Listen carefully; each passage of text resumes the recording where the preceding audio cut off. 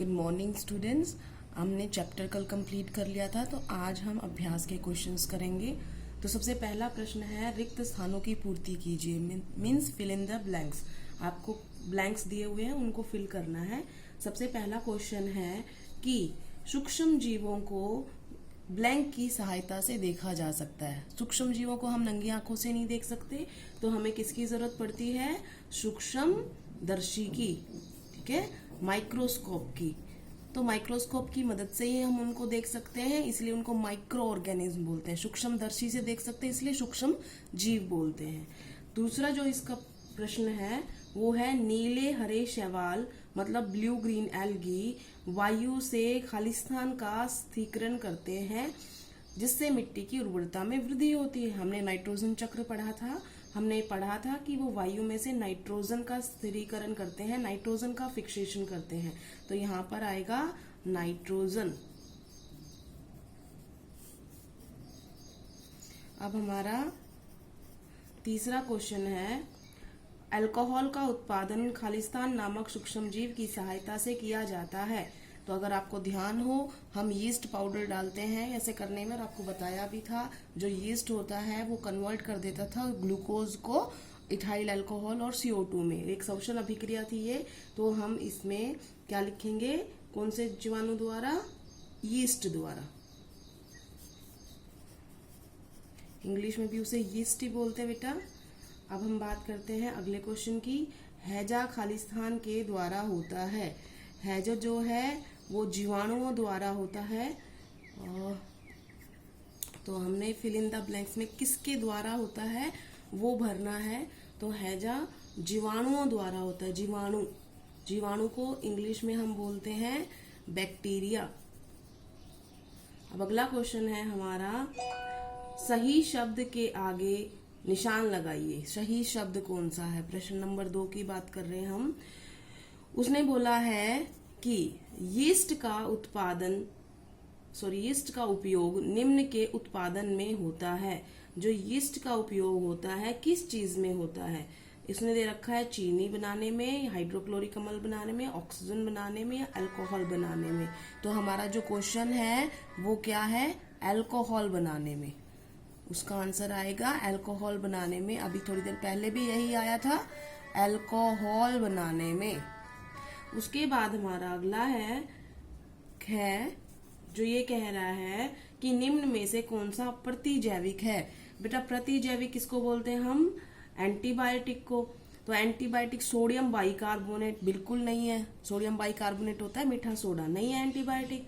Alcohol नहीं है, yeast नहीं है, एक है स्ट्रेप्टोमाइसिन, ये है। तो ये सेकंड ऑप्शन है। तो ये है स्ट्रेप्टोमाइसिन। इंग्लिश में भी हिंदी में भी बेटा स्ट्रेप्टोमाइसिन ही होता है। तो ये इसका आंसर हो गया, इस पे टिक करना है हमने। अगला है, मलेरिया परजीवी का वाहक है। मलेरिया जो होता है किसका वाहक है? मतलब मलेरिया जो होता है वो प्रोटोजोआ की वजह से होता है, प्लाज्मोडियम की वजह से। तो वो जो है वो मादा एनाफ्लीज मच्छर में ही रहता है। तो उसका वाहक कौन हुआ? मच्छर हुआ, मादा एनाफ्लीज। तो इसका आंसर होगा मादा एनाफ्लीज मॉस्किटो, ठीक है ना। अगला है क्वेश्चन, संचरणीय रोगों का सबसे मुख्य कारक है। संचरणीय का मतलब होता है बेटा इन्फेक्शियस डिजीज, जो फैलती हैं। तो देखो, चींटी से नहीं फैलती, ड्रैगन मक्खी नहीं फैलती, मकड़ी नहीं फैलती, इससे भी नहीं फैलती। तो एक ऑप्शन दे रखा है घरेलू मक्खी। जो मेन रीजन होता है वो घरेलू मक्खी होता है, डोमेस्टिक फ्लाई, घरेलू मक्खी, ठीक है ना। तो ये डोमेस्टिक फ्लाई जो होता है वो इसका आंसर आ जाएगा। उसके बाद हमारा है इसका क्या कह रहा है वो, चीनी को अल्कोहल में परिवर्तित करने के प्रक्रम का नाम है। चीनी को अल्कोहल में बनाने के लिए यीस्ट पाउडर का इस्तेमाल करते हैं, बताया था आपको। और इस प्रक्रिया का नाम क्या होता है? किण्वन। अगर आपको ध्यान हो, फर्मेंटेशन नाम बताया था। तो ये इसका नाम है प्रोसेस का। तो ये हमारे क्वेश्चन हो गए हैं सारे। उसके बाद एक क्वेश्चन कहीं रह गया लगता है, हाँ ये बेटा च है, डे का हमने छोड़ दिया बीच में। तो जो डे है वो है ब्रेड और इडली फूल जाती है। इसका कारण है, इसका ये कारण है कि उसमें ईस्ट चला जाता है और वो ईस्ट जो है जीवाणु वो बढ़ता रहता है। तो वो ईस्ट की कोशिकाओं की वृद्धि से, यीस्ट कोशिकाओं की वृद्धि से।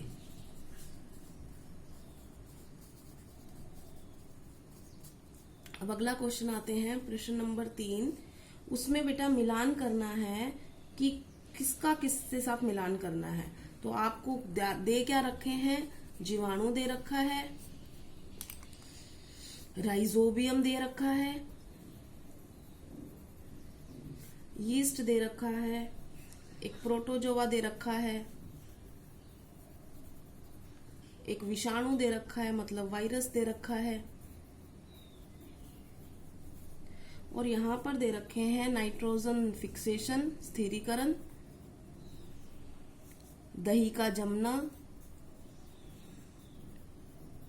ब्रेड की बेकिंग और मलेरिया का कारक।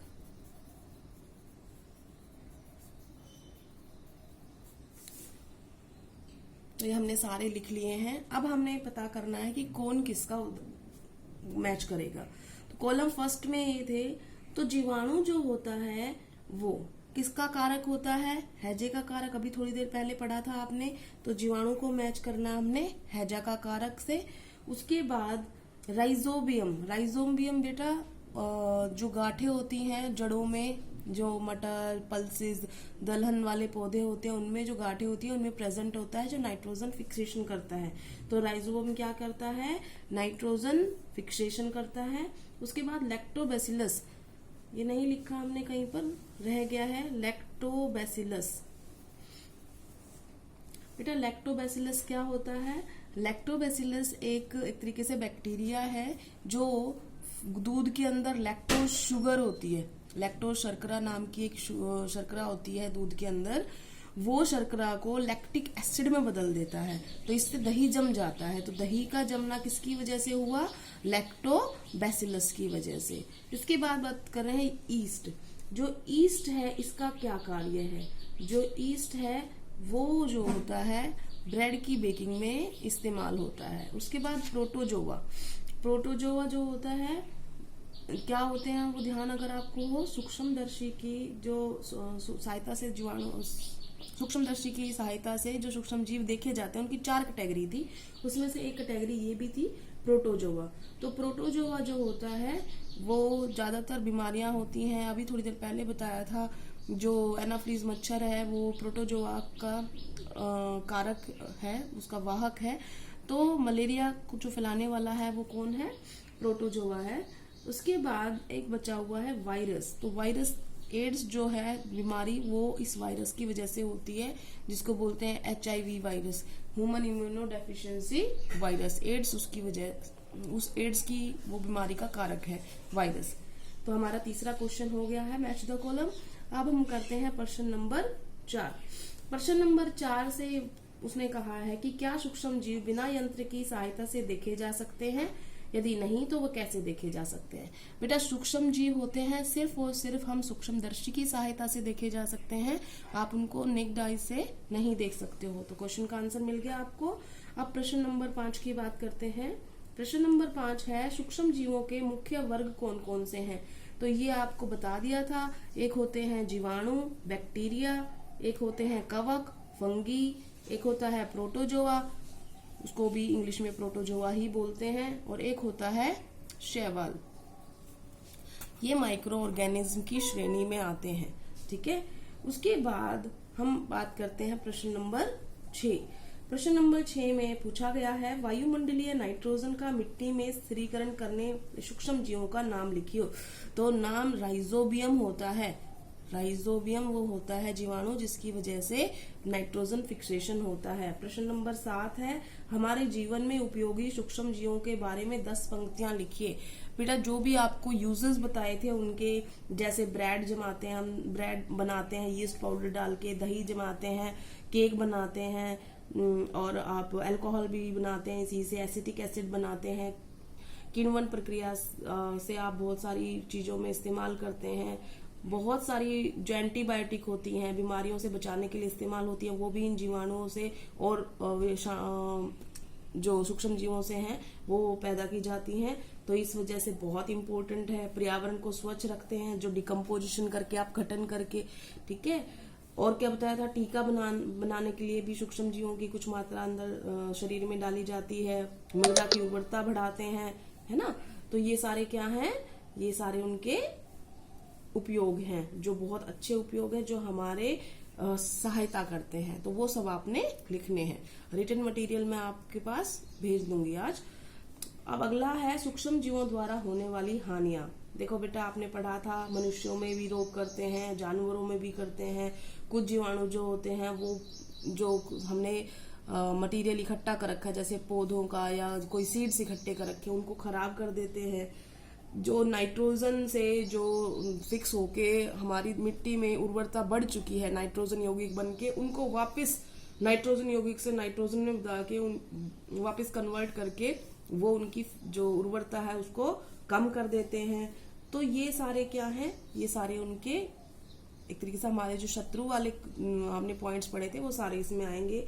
जैसे आपने फूड पॉइजनिंग भी पढ़ी थी, आपने बहुत सारे रोग पढ़े थे, वो सब हमारे किस में आएंगे, इनमें, कि हानियां क्या है। लास्ट क्वेश्चन है बेटा, प्रतिजैविक क्या है। प्रतिजैविक मतलब एंटीबॉडीज, सॉरी एंटीबायोटिक। प्रतिजैविक, प्रतिजैविक, जैविक मतलब बायोटिक और प्रति मतलब एंटी। तो एंटीबायोटिक क्या है और एंटीबायोटिक लेते समय क्या सावधानियां बरतनी चाहिए। बेटा एंटीबायोटिक ये आपको बताया था कि ये हमें या तो जीवाणु या कुछ कवक होते हैं जो अच्छे होते हैं, उनसे कुछ केमिकल्स निकलते हैं, उनको हम ले लेते हैं और अगेंस्ट किसी और बीमारी के इस्तेमाल करते हैं। तो ये जो औषधियां होती हैं ये उन सूक्ष्म जीवों को या तो नष्ट कर देती हैं या उनको स्टॉप कर देती है आगे बढ़ने से। तो एंटीबायोटिक जो होती है वो औषधियां हैं जो बनाई जाती हैं सूक्ष्म जीवों से ही और सूक्ष्म जीवों को ही खत्म करती हैं। तो जैसे अभी आपने पढ़ा था स्ट्रेप्टोमाइसिन, पेनिसिलिन, ये सब क्या है, ये एंटीबायोटिक हैं। और एंटीबायोटिक एक बहुत प्रिस्क्राइब्ड कोर्स होता है, अगर हम बीमार होते हैं तो डॉक्टर हमें देता है, वो हमें कंप्लीट करना चाहिए। और कभी भी अपनी मर्जी से नहीं लेना चाहिए कि अब मैं बीमार हो गया तो एंटीबायोटिक ले लेता हूँ, क्योंकि अगर हम ऐसा करेंगे तो अगली बार जब हमें जरूरत पड़ेगी तो प्रतिजैविक अपनी असरदार नहीं होगी, उतना उसका इफेक्ट नहीं होगा, खत्म हो जाएगा उसका इफेक्ट। तो ये आपने क्वेश्चन मुझे सेंड करने हैं आज होमवर्क में। Thank you class.